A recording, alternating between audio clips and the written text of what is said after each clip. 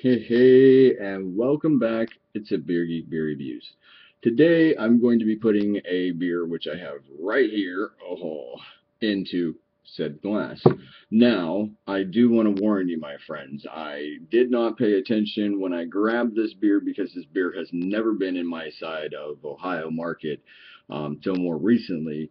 But this beer has some age on it that I just found out by going and trying to read what code is on the bottle. It's kind of like crapped off by now. But here, without further ado, is the Ballast Point Piper Down. Now, this is considered to be a Scotch ale. It says down here at the bottom, it says export ale.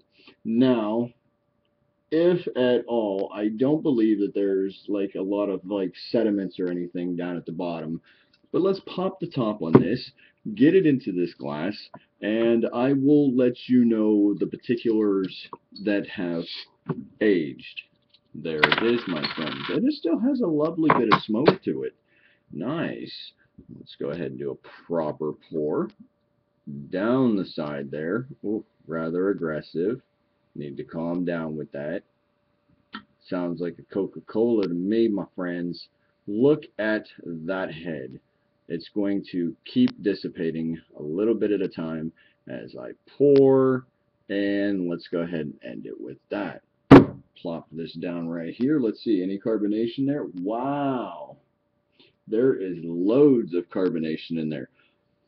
Now, this is only a 16-ounce glass, I believe, and this is a 22-ounce bottle, so there's no way I'm going to get all that in there.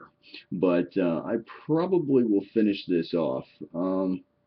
Ballast Point, they have some really, really good beers, man. It says handcrafted and bottled in San Diego, California. Now, this beer, it's not all that alcoholic. 5.8%.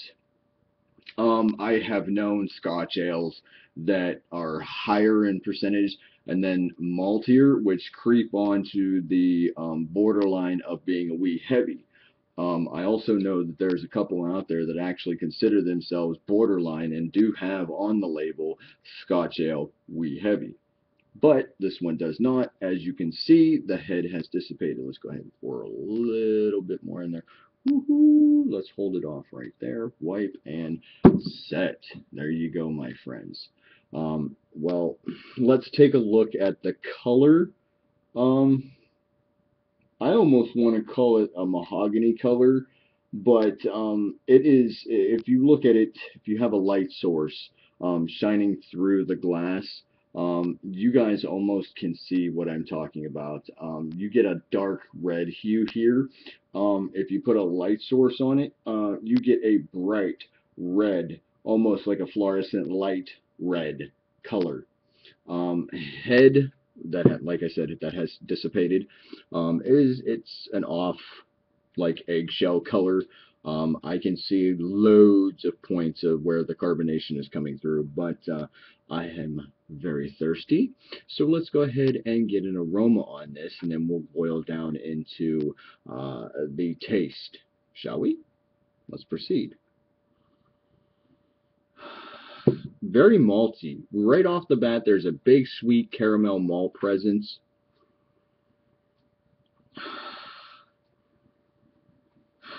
There's just a hint of a grassy note, like an herbal leaf kind of aroma. Next time you guys are out doing a hike or whatever, or get out there during the summer, man, pick up some leaves. You know, maybe if you don't think that picking them off of the trees harm the trees, go ahead, pick one, and kind of like mash it up and get the aroma out of it, because the leaves also have an aroma. So that's what I'm kind of getting at here. But let's go ahead and get into this because I'm kind of thirsty here, shall we? Prost.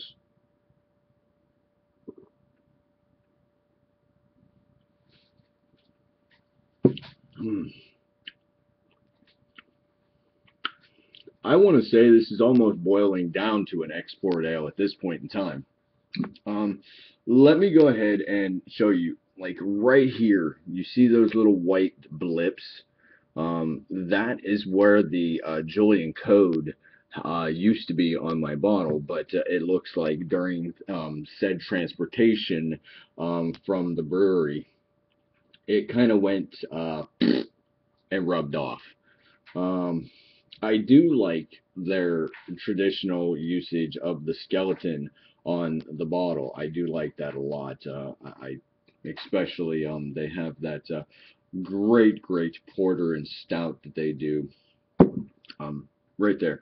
But anyway, I would assume I use that lightly. Assume that this would have been more robust in flavor, would have had a more presence of a hop note in the back, maybe even a bit more earthier. But I knew this beer was supposed to come out during the Oktoberfest era, and here we are, just about to enter April, and I'm just getting to this.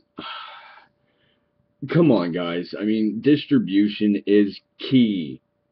It is key to getting the product from the brewer to the people on time, or at least a presumptuous time within the freshness dating. Like I said, I don't know the rest of the Ohio market. I only have my own little niche. I find Ballast Point beers everywhere but this one.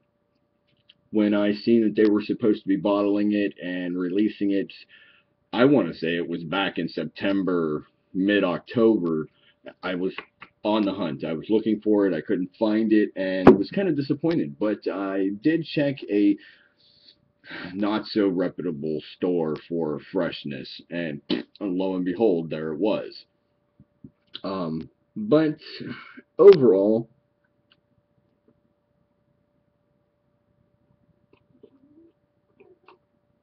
I can honestly sit here and drink this whole glass and not think anything of it. There's just a hint of sweetness, and there's just a load of like crackery malt characteristics, um, with an underlying tone, and I use that lightly as well. An underlying tone of like a leafy green herbal kind of back note on it. If you guys have had this beer, man, write down below in the comments section and let me know what you guys think of it. I've been looking for it, finally found it, and because of the age, I'm not going to say any remarks about good or bad because it was my own fault. Maybe I should have checked earlier, but this is what I get to deal with. So with that said, man, peace, pros, deuce, and as always, rate, comment, subscribe. Thumbs up if you liked the video, thumbs down if you disliked it. It is what it is. Remember, don't drink and drive, don't text and drive, and as always, my outro, thank you for people that watch these videos. Don't drink and drive, because you will be paying out more out of your pocket than what you did for this beer, or your said beer. Thanks for joining me. Peace.